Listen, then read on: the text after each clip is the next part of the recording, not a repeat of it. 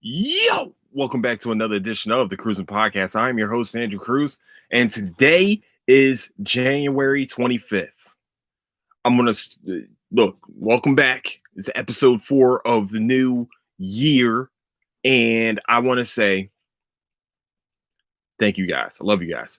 All right. So, where you can find the Cruising Podcast is on Spotify, Apple Podcasts, YouTube, anywhere you can find really your podcast needs is where you can find the Cruising Podcast. Also, where you can find latest updates of the Cruising Podcast is at Instagram on at Cruising Podcast, also on Twitter at Nicetown Finest. All right, yo, listen.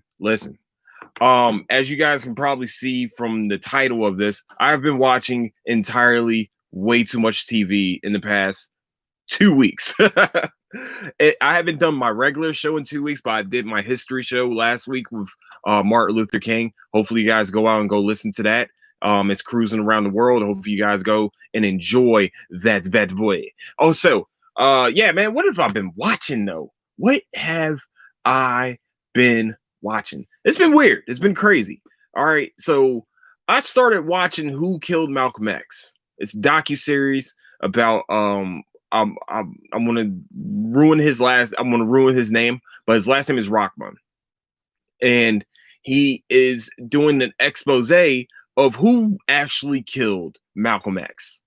And I'm not going to talk about it intensely here because tomorrow for the history podcast for the cruising around the world, I'm going to go in depth about Malcolm X. Okay, that's what we're going to do. But I just want to say it's a great docu-series on Netflix. If you guys get a chance, go watch it. It's dark. It's dark and disheartening to know just the story about just the story around his assassination.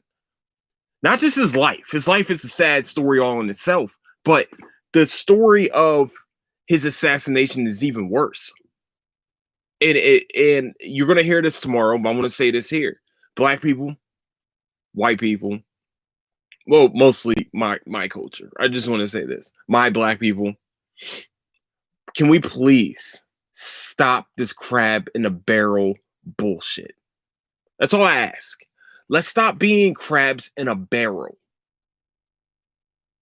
If you guys don't know what I mean from that, crabs, when they're inside of a barrel, if one starts to climb up out of it, another one will pull it down so it can be back down to the level of where we're at.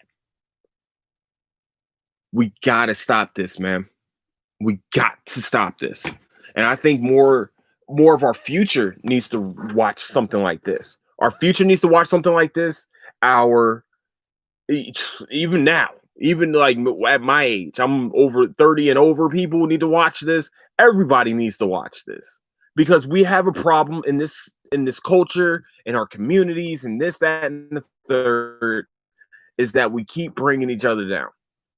Guys walking around with books, all right, motherfucker, a loser, man. He a nerd, blah, blah, blah, blah, blah. You know, back in the day, it was kind of had to be held that, I couldn't tell you I watched anime, but everybody I knew, even the gangsters, even the dudes I knew were drug dealers, that, and the third, watched Dragon Ball Z. We grew up on Dragon Ball Z. But that wasn't, you weren't gangster. And for some of the white people that I know, they feel like a nerdy black dude isn't all the way black. It ain't your culture to be telling somebody about their own. Oh man, that guy right there, he's not even black, man. You're the whitest black guy I know. What the fuck does that mean? I hear that from black people more than I hear it from white people. So it's crazy. So all I'm going to ask is, as a community, as a whole, please, let's stop bringing each other down. Bring each other up. Positively. I can't say words. Black-owned businesses. In February, and it's going to sound crazy. I mean, this is going to be crazy to you guys. But in February, probably second week in February, because first weekend, yeah. All right. First weekend, second weekend in February, I'm going to start shopping at black owned businesses on Fridays. If it's not black owned, I will not be shopping there. You will not get my business on Friday, Saturdays, and Sundays. And that's the bottom line. We need to start supporting our own. We need to start buying back our blocks. We need to start educating our youth, not just black people, everybody, But mostly for me, for my culture, to give back to my culture, I'm going to start doing stuff like that. This is why I started a podcast mostly about Black history, because I want not just American people to understand it. I want people around the world to understand the culture of Black people, what we have done to for the betterment of humankind. It's not. It's time. It's time that we are putting into the light. There's so many Black inventors out there that people just don't understand that Black people invented that. So I'm before I go too far into my discussion, my fault. This isn't the Black History podcast. Well, this isn't the podcast, but I want you guys to understand that this is our time. This is the time to unite against all predator. Yeah, that word. The word that I can't say right now. It's weird. I normally can say words, but I can't. I've been fucking tired. Today let me tell you something. I don't know what it is. I went and worked out this morning. I got a workout in. I started playing tennis, and then I hit 50 serves, and for serve 51, all of a sudden I just felt a wall hit me, and I felt tired as fuck. It's been weird, I don't know if it's because I'm getting old. I don't know if it's because I went and worked out with my nephew and his friend on Sunday. I worked out with them on Sunday. And when we were working out, they bring some different energy for me, man. They give me energy to start doing young bull stuff. And I think I think it's great. It's awesome, man. Hey, if you guys are hurting on your workouts and stuff, bring a younger person with you. They'll give you a different energy, man. Especially ones that want to learn. That's what makes me happy about those two. They want to learn. They want to get better at everything they do. Basketball, football, sport, everything. They want to get better at it. Now, it's going to be some shit talking around the way. Of course, all my nephews and nieces all talk shit. All of them. I don't know where they get it from, but they all talk shit. All of them. They all talk shit. Especially the second eldest one. That motherfucker right there talks the most shit. Okay? I don't know why, but he talks the most shit. I can't even play Madden against his dad in the same room. I couldn't do it. That kid was just talking shit in my ear. It was like, what, man? I said, he was like, yeah, that's why dad just scored that touchdown. Oh, you threw that interception? Man, yo, man, hey, it made me want to go and find a nice young lady, have a child with her, just so I could have someone talk shit for me. You know what I'm saying? I felt like I was in the away game. I was at an away game.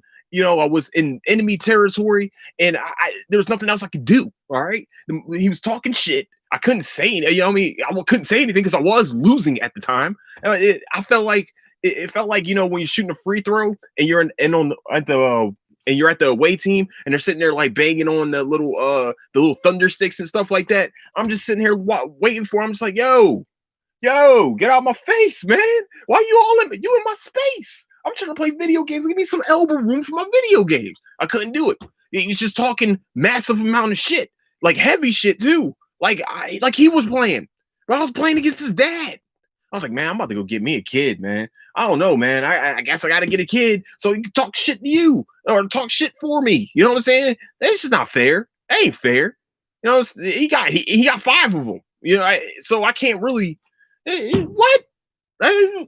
Whatever. I can't compete with that yet.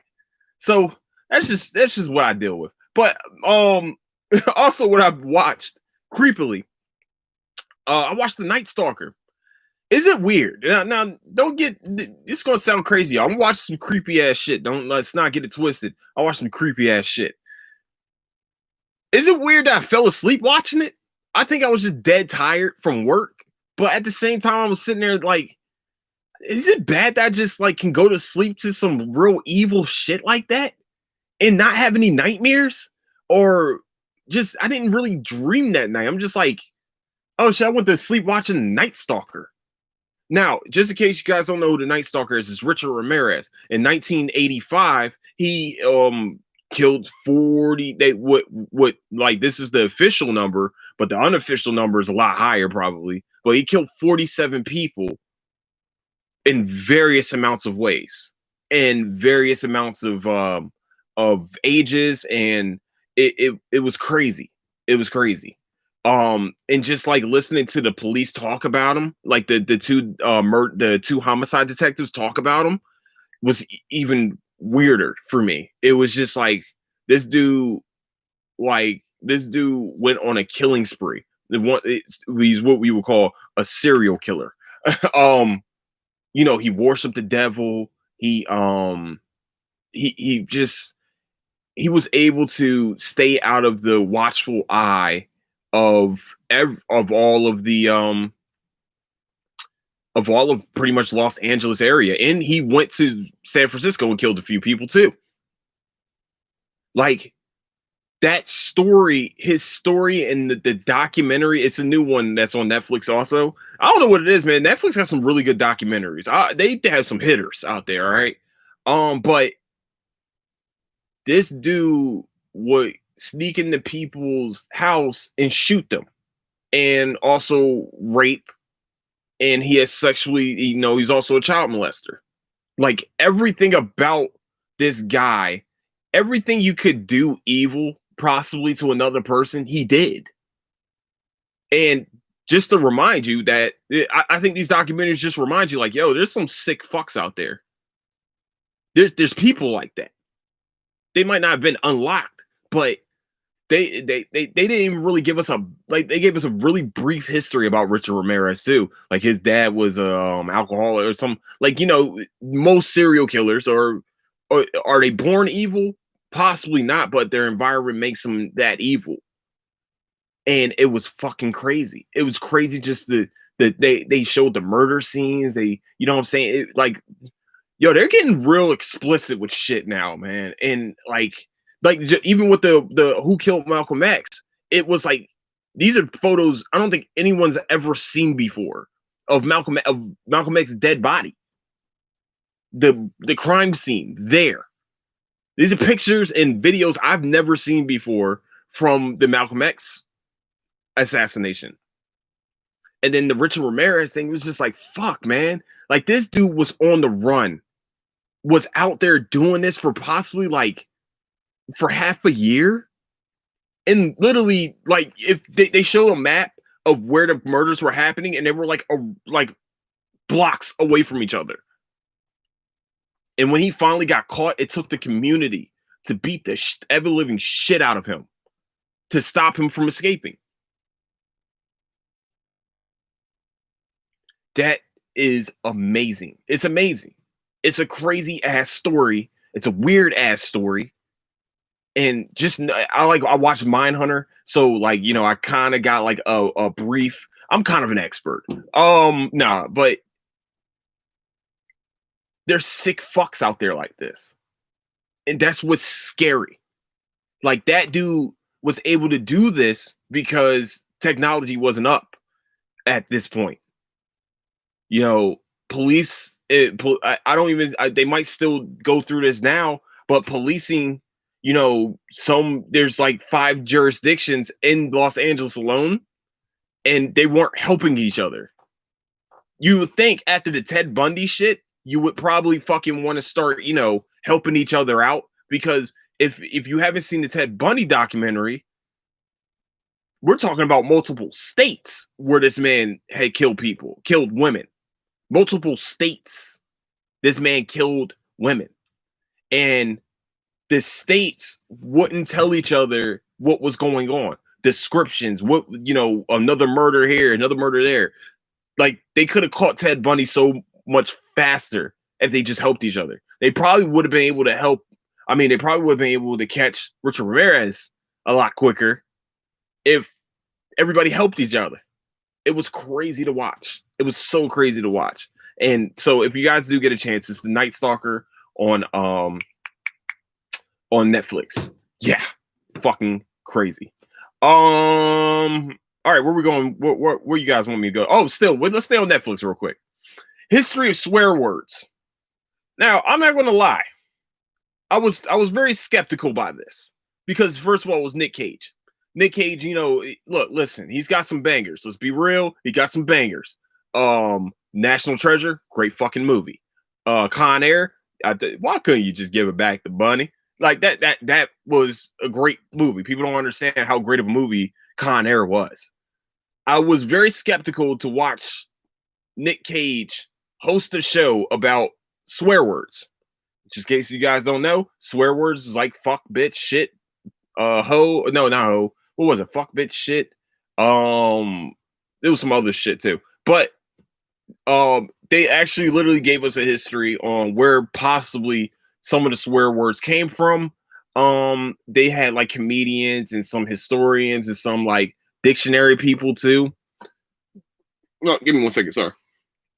And some people that ran the dictionary and things. Like it's weird. It's kind of crazy. So if you do guys get a chance to go watch the Netflix, it's kind of like the history of swear words, where they came from, really like how they've been used, how they kind of like change as time went on, how like fuck wasn't really meant for sex. It was actually just meant for, I forgot what it was, but it was just meant just for everything. Really, it's kind of like when I say John, or ho if you live in Texas. Oh shit. Okay. Yeah, that's pretty much what fuck was until people started making it sexual. All right. So, another thing. CW premiered Batwoman again. As everybody doesn't know, I mean, as you might not know, Ruby Rose was the original she was the original Batwoman on CW due to, I guess, physical demands. And you gotta understand, CW shows are 20 episodes. So if you're doing an action show for CW, I've been listening to Inside of You podcast with Michael Rosenbaum, and when he was talking to Stephen Amell and him doing his own stunts, and I'm pretty sure Ruby Rose did her own stunts. To do that for 20 episodes and the hours that they said they were on set, that had to be hella demanding. Now, she did it for 20. Think about how long Stephen Amell did it for. And like, damn, it's a new age. You know what I'm saying? So that you doing practical effects has to be a bitch. If she was like a sorcerer type deal, it might have been easier on her bones. But she's Batwoman. Batwoman doesn't have any powers. Okay, people say they're not superheroes. Listen, fuck you. Yeah. So we have a new Batwoman. She's black. Yay! Black woman, black excellence, baby. That sounded very feminine. Sorry, that was a little feminine. My bad. I had to get hyped. I was hyped. Leave me alone. All right. I'm allowed to do that, But we have a new Batwoman. She started out as a homeless lady. Let me try to make sure, because I want to make sure I got her name. Her name's Ryan Wilder. Okay. Season 2 premiered last week. Episode 2 should be out right now. I think they here's my problem. And here's my only problem with so far. And if they continue this, it's going to really piss me the fuck off. They're kind of hanging on Ruby Rose's character. Was it Kane? Yeah, Kane. Shit, Kane. Fuck, man. My bad, y'all. My alpha brain has not kicked in yet. So, no, but Kate Kane, they kind of like, in my opinion, they kind of stick in. I hope they don't stick to this story too long. Like, what happened to Kate? Kate's not here. Kate's not there. What's going on with Kate? Look, listen. You got like 3 episodes for that. Like, oh man, if Kate was here. No. You got 3 episodes. 3. Get that storyline and dead that shit. We got a new Batwoman. She's black. She's excellent. She can fight. what was kind of cool is that her background is like she got karate background. She's been in trouble a few times. I mean, typical Robin type shit, but she's Batwoman. She's actually a black woman is the one taking care of Gotham. Let's fucking go. And if I remember correctly, and she's bisexual. And Kate was a lesbian. So she's got a couple things on her plate that I know a lot of you fanboys out there, especially Batman fanboys, and not Batman, especially some of you nerdy fanboys are kind of like, well, how can you have a black woman play how can you have a black woman play Batwoman? And then hold on, she's gay? Oh no. So she got three things working against her. She's a woman, she's a black woman, and she is gay. And the problem is that this is awesome. And she's kicking fucking ass. And that's awesome to me. It's great. That is awesome. I know, dead ass. Like, you don't understand. It's beautiful seeing black excellence on film. Even if it's a fictional character. Who gives a shit? It's awesome. Now, if I have a daughter, I can sit my daughter down and say, hey, look what's possible. I know it's a fictional character, but we can be heroes too. Now we're being depicted now we are being depicted as heroes, especially wildly rich heroes. She's not rich yet. She might inherit some of that Bruce Wayne money. We don't know yet. But what's cool is that we can go now and say, yo, now we're heroes. Look at that. That's Batwoman. Oh, that's Batman. Speaking of, there is a new black Batman. His name is Tim Jace Fox. The second issue has came out. They're coming out every other week. It's the future state of the next Batman, and it's right now Tim Jace Fox. Listen to me. If you don't read comic books, then you are missing out on this one. This is a great comic. Also, DC is also doing the other side of the DC universe, which is nothing but black superheroes in comics. Apparently, a new issue actually comes out this week, which I'm very excited about. So I'm going to get both issues. I'm going to read both at the same time, and I'll have a report on those bad boys. I'm excited, man. It's so much going on, and people are like, "Well, some dumbass said that I should be insulted by this." No. Why? This is awesome. This is great. Now I can go read a book with a child, even if I'm just a teacher. I can read a book with them and say, yo, this is, yeah, he's black. It's kind of cool. That's cool. You don't see the same, white chisel chin face, good looking guy. Now you see the black guy. Chiseled and shit like that too. Rich, got technology, got all this, that, and third. It's awesome. So I'm very excited to see DC go into this direction because this is awesome. DC's going in their animation department. I can't wait until he premieres on there. Just in case everybody doesn't know, there's already been a black Batman before. Well, technically, in the other side of in the other history of the DC universe, but there is Batwing, who is Luke Fox, who's Lucia's son. Now, why do they keep keeping it in Fox family? I don't ask questions. Oh, by the way, the Batwoman that is here now, Ryan Wilder, right now, she is she was made, like, that character was made by CW. She has no comic books. So what's great about this is that they're working with clay. This is their clay. This is their own clay. They don't have to go off of any storybooks. We don't have any prior knowledge about her. This is cool.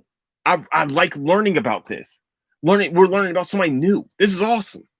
Also, you know who else was made this way? Harley Quinn.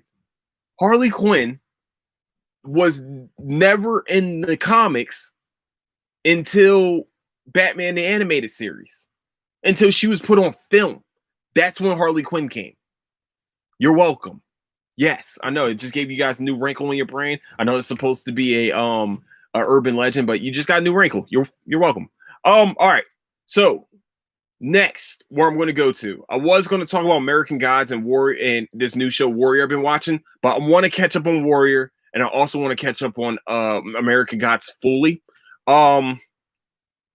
Just in case, just one, I'll give you guys a brief description real quick. Warrior is a story that's based on a Chinese immigrant coming into 1800s, pretty much right after the Civil War, San Francisco, and now you would see how Mexicans feel about coming to this country.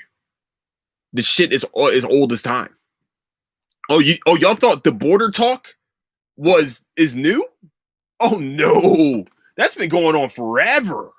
And what's crazy is the people that are mad about the Chinese coming over are the ones 100 years before that were mad that were getting spit on and told to go back to the country. Also, fucking hypocrites, right? It's crazy. That crab in a barrel. This is supposed to be the melting pot. Crab in a barrel.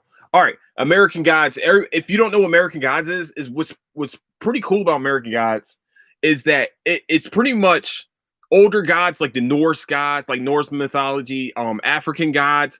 Who else do we have? We have a leprechaun, and quite a few other older gods that we all know about, like Roman and Greek gods too. Really, it's a battle between them and the new gods. Who is one of them? Mr. World. He actually creates like calamity and stuff like that. New media, which is her followers are all on social media. Anybody that uses social media, that's her followers. And then we have technology. Of course, technology. He does technology shit like computers and new virus softwares and shit like that.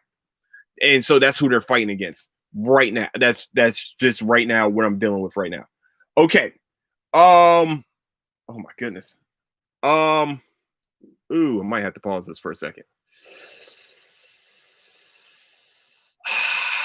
Breathe it out, Andrew. Breathe it out. I don't know, man. It's gonna be weird, man. Hold on. Just let me talk about this for a little bit. Please give me 10 more minutes. Give me 10 more minutes. Okay, body. Thank you. All right, listen. All right, so a huge fight happened this weekend. Dustin Poirier versus Conor McGregor. Listen, a lot of you counted out Dustin Poirier, wherever the fuck you want to call him. Y'all counted that man out. Y'all never even talked about him. Everything that was predicated for this fight was for Conor McGregor, the return of the king. Yeah, everybody that went to talk to Joe Rogan. Oh yeah, he's gonna knock him out, right? He's gonna just run through him, right? Like nobody betting on Dustin Poirier, right? I wish I bet on him. Fuck, man. I was telling my brother. I was like, yo, like everybody's counting my boy out, man. It's been 7 years, which is wild in itself. This is kind of when the Conor McGregor train started chugging up, is when he beat Dustin the first time. 7 years ago. Yeah, think about it. Conor McGregor took 2 years off. So really his train's been going for, like, fighting wise, about 5 years. Wow. That shit's crazy, yo. Time flies, man. But nobody counted him in this fight. Nobody, except for me, except for probably Theo Vaughn. That's all I'm going to say. Except for me and the motherfucking Rat King. I'm a huge fan of Dustin Poirier. Why? I watched this documentary a long time ago. Now I think about it, now it's a long time ago. I watched this documentary. It was called Fightville. And he was the main dude. He was actually fighting out in Lake Jackson. It's like the kind of almost the border of Texas and Louisiana. Like that's where most of his fights were happening at one point when he was coming up. And they were following his gym. And he was the main guy. He was knocking everybody the fuck out. And then I think it got to the point where he got signed to not to the UFC. I think he got signed to somewhere else, and that was the end of that one, end of that documentary. But I always remember that. I always remember the grind that that dude was going through. They did not give him any favors in that fucking gym. They say, yeah, man, he's one of the best fighters, but fucker going to work. That's why I keep saying. That's why I say Poirier, because that's how I heard it on Fightville. I heard Poirier, not Poirier. I don't know where they get this from. Like on Fightville, I think that's how the dude was saying it's Poirier. Maybe that was just the way I heard it. But I've always been a fan of his. And so seeing him beat Conor McGregor like he did, get his revenge, was just, it was poetic justice. I was so happy. I'm a Conor McGregor fan. Don't get it twisted. I do like Conor McGregor, but this shit had to happen. It had to happen like this. And they still gave him excuses. Oh, well, Dustin's on a 6 out of 7 fight win streak, and this is Conor McGregor's first fight in 371 days. What? Just say he fucking lost. He got his ass whooped. He made so much money in his career. He's not the same hungry lion that he was before. He's not the same lion. That lion's full. Now, if this was Conor McGregor like 5 years ago, all right, before the Floyd fight, yeah, all right, he might run. He might run through Dustin Poirier again. But 7 years later, 100 mil in the bank, buying Bugattis and getting new shit out in Dubai, doing this, that, and the third. Were you really ready to fight? Yeah, he won a round against Khabib, but the hungry Conor has a chance in that fight. Him fighting Khabib now, he ain't got a chance. He ain't got a chance. I think that the next fight that's going to happen is going to be Dustin versus Michael Chandler, in my opinion. That's what's going to happen. It's going to be Dustin versus Michael Chandler. Conor, in my opinion, the future of this sport, the future of boxing, yeah, I'm saying it. I'm calling it. Conor McGregor is going to fight Jake Paul. He's going to wipe the floor with Jake Paul, but he's going to fight Jake Paul. And I'm going to say that. He will wipe the floor with Jake Paul. Just like Floyd's going to wipe the floor with Logan Paul. Let's be real. Let's be honest with ourselves. That man had fought trained killers and came out 50-0. Except for... So it's not like he's fighting tomato cans. It's not like he's fighting other YouTube stars. It's not like he's stepping into the ring for the first time. That man stepped in that ring. He was born to fight. Conor was born to fight too. But that money talks loud as fuck. And it's up to you to be suckered into that. And it feels like Conor got suckered into that money train. And I would be too. Why the fuck would I want to fight when I got 100 mil in the bank and I'm making money? I'm making money off a whiskey company. He said what? I think he said that the company grossed $1 billion. What are you fighting for? Pride? You're getting the ass whooped. I said you beat Donald Cerrone. That's great. You beat Donald Cerrone. That's a great, cool. Donald Cerrone ain't a 170er. You fought a guy that was at 155, Dustin Poirier, and you got your ass whooped. Somebody that rises to the occasion. You can't walk into the ring half-stepping, and you know that more than anyone else. I don't fight. I ain't gonna lie. I'm not an MMA. I know I'm not an MMA fighter. I know some of you might say, well, how do you know? Motherfucker, I'm a competitor. You don't half step in anything you do competitive wise, especially there's 3 sports that you do not walk in that motherfucker half stepping. Not even a quarter, not even 3/4 stepping. You better be 10 toes motherfucking down.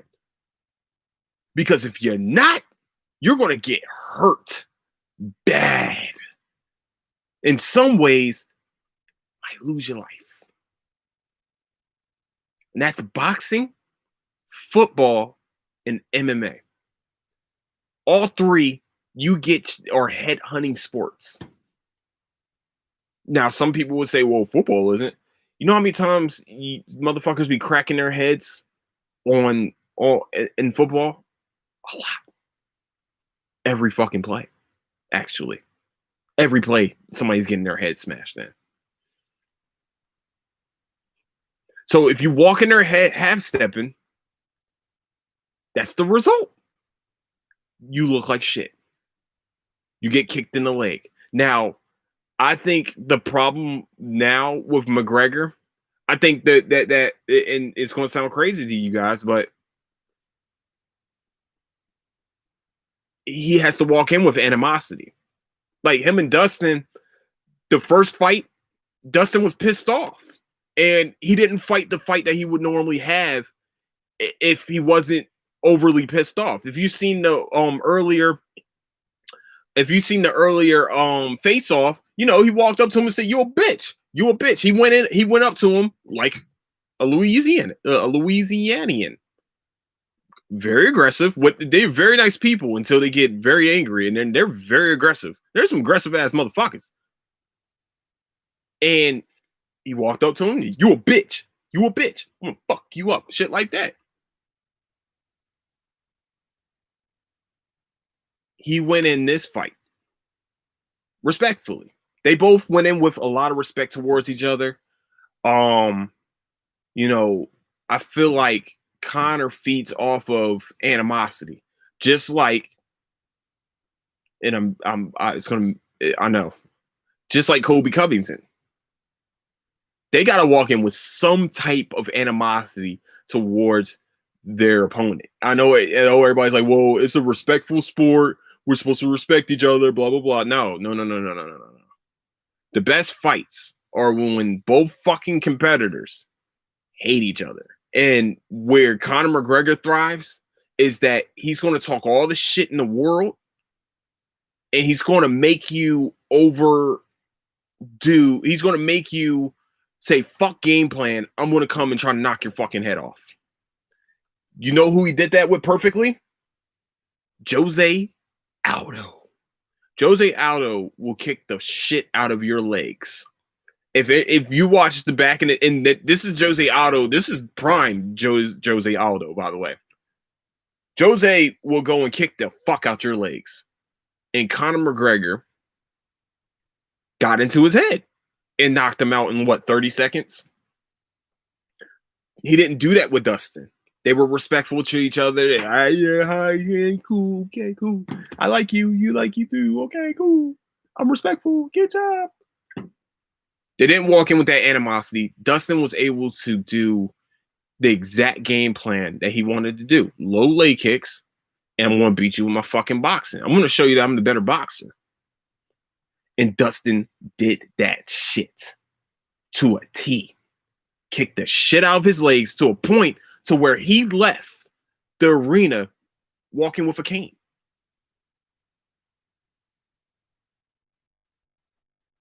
Dustin Poirier should be the champion because Khabib said that he retired. Why was that not a championship fight? I don't fucking know.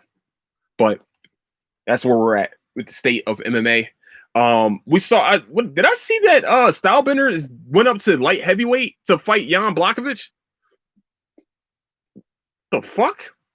I didn't notice they were fighting each other. Two champions? He's trying to be a champ.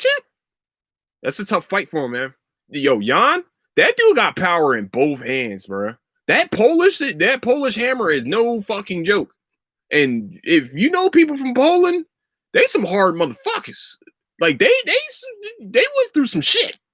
And that dude right there is a big ass Polish dude with hands of that fucking hand grenades on his hands. Like that dude. Stylebender better be careful with this guy. He better exact the game plan that he's going to do, because what's great about Jan is that he can sit back too and get what he's going to get. And I ain't going to tell how. We're going to see, because that dude's a problem, man. That's a problem. There's a couple other championship fights coming up, man. I'll talk about those when they come up. But that just caught my eye because I'm like, that's a pretty good fucking fight. But why didn't he fight John Jones then? He should have fought. Then him and John Jones should have fought. Interesting. Okay, whatever. Okay. Also, we got the setting for the Super Bowl. Yeah, I said it. Fuck it. They want to sue me, then listen, you're not going to get a dime out of me because I really don't have a dime. Okay, that just makes you petty. Okay, I'm talking about your sport, fuckers. No, but the Super Bowl has now been set for. It's going to be the Kansas City Chiefs versus the Tampa Bay Buccaneers. Really, it's young versus old. Which is crazy. It sounds funny to you, but it's crazy. You know, we got a 43-year-old Tom Brady still doing the damn thing, going to his 10th Super Bowl. And we got under 25, I think he's 24? Pat Mahomes going to his second straight Super Bowl.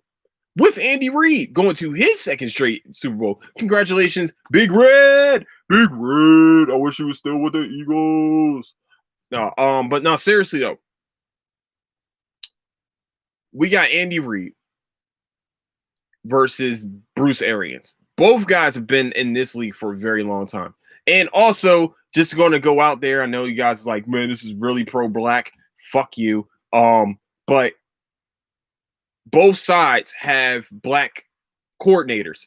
Offensive coordinator for Andy Reid is Eric Bieniemy. We also got on the other side for Tampa Bay, we have is it Leslie? Todd Bowles. Right, Todd Bowles and Byron Leftwich are the coordinators for the Tampa Bay Buccaneers. But let's be real, the real coordinator of that team is Tom Brady. But okay, so but no, I'm excited. I'm not too excited about this Super Bowl. It's not like the biggest thing. I mean, it's been a weird year for a COVID year. We actually got through a football season in a COVID year. It was some scares there, but we got through it. And we're at the Super Bowl now. Who would have thought? Who would have thunk it? Because the NFL was like, yo, we're playing this season no matter what. So you guys need to figure this shit out. Tail of the tape, to me, I think that the Kansas City Chiefs have way too much firepower on their team. But if there is one team that can possibly, to me, if there's one team that can play ball control and keep Pat on the sideline, it's probably the Tampa Bay Buccaneers. Actually, the two teams that probably could have done it are the ones that won. Are the ones that were in the championship game, because Aaron Rodgers can go toe-to-toe. Like, you need to score 40, or I can score 40 with you. Because let's be real, Kansas City Chiefs defense is, they show up sometimes. We don't know Super Bowl wise, Tampa Bay Buccaneers, Tom Brady wise. Tom Brady went to a random ass team.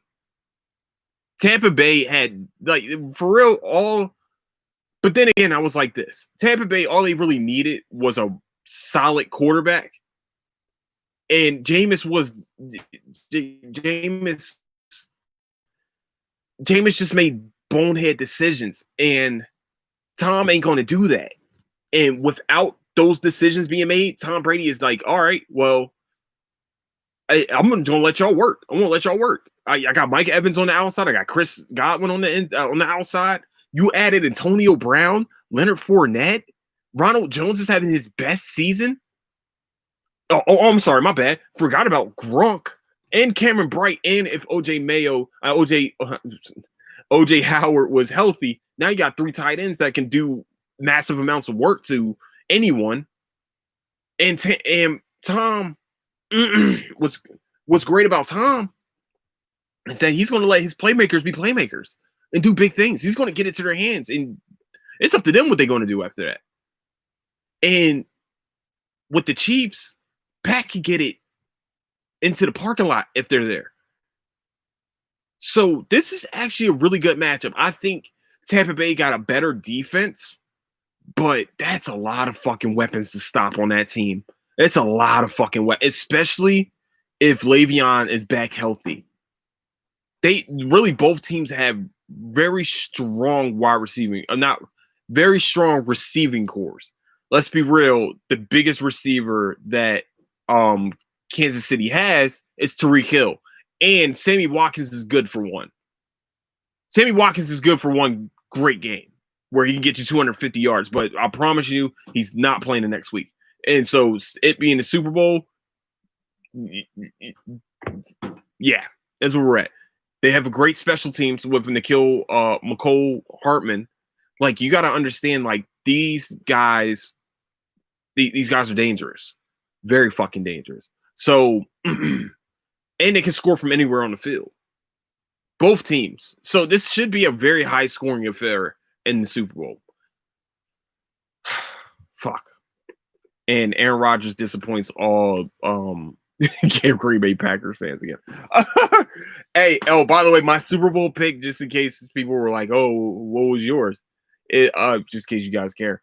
I said the Buffalo Bills versus the Packers. So both teams fucking lost. Sorry, guys. Sorry, Bills Mafia and Packer fans. Well, I really don't give a fuck about the Packer fans. I give a fuck about Bills Mafia, though, because I love the Mafia. I feel like Bills Mafia are the nicer version of the Eagles fans. Like, they just jump through tables. They don't beat up other people. That's what's great about Bills Mafia. Oh, all right. I was going to talk about WandaVision, but I'm going to talk about that on Thursday because I want to talk about all 3 episodes, and there's going to be spoiler-filled. I'm just letting you know now on – did I say Wednesday? I said Thursday. I think I said Thursday. Hold on, I said Thursday. Oh, shit. Fuck it. Thursday, I'm going to talk about WandaVision and the first 3 episodes, okay? And why people should shut the fuck up about why it's so slow, okay? Okay?